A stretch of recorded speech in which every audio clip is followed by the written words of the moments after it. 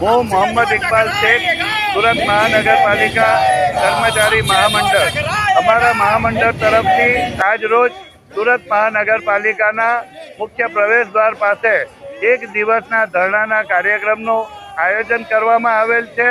ગત 19મી નવેમ્બરની મધ્યરાત્રિએ અને 20મી તારીખે મોડી રાત્રિએ સુરત મહાનગરપાલિકાના પરિસરમાં આવેલ અમારી યુનિયન ઓફિસોના તાળા તોડી અને બળજબરીપૂર્વક જે કબજો લઈ લેવામાં આવ્યો, અમારો સામાન બહાર ફેંકી દેવામાં આવ્યો, તેના વિરોધમાં અને સાથે સાથે અમારા યુનિયનોને જે રીતે બદનામ કરવામાં આવ્યા છે અને સાથે સાથે યુનિયનના અગ્રણીઓને બદનામ કરવામાં આવ્યા છે, તેનો પણ આજે આ તકે અમે વિરોધ કરી રહ્યા છીએ.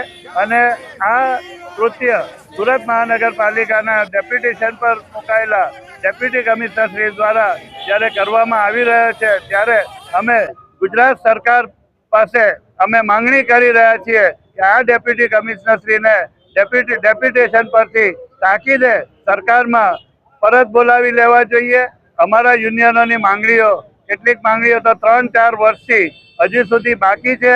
એ તમામ માંગણીઓ પર તાકીદે પૂરી કરવામાં આવે અને તેમાં ખાસ કરીને અમારા જે કર્મચારીઓ 50 જેટલા જે અમારા કર્મચારીઓ ચાલુ નોકરીએ અવસાન પામ્યા, એમના સંતાનોને એક આશ્રિતને નોકરી આપવાનો જે ઠરાવ છે તેનો અમલ કરવામાં આવી રહ્યો નથી. તેનો તાકીદે અમલ કરવામાં આવે અને અમારા ખાસ કરીને વર્ગ 4ના જે કામદાર ભાઈ બહેનો ચાલુ નોકરીએ સ્વૈચ્છિક રીતે રાજીનામું આપે તો એમના એક સંતાનને નોકરી આપવામાં આવે આશ્રિત તરીકે. એ અંગેની પણ આજ રોજ અમે અહીં માંગણી કરી રહ્યા છીએ.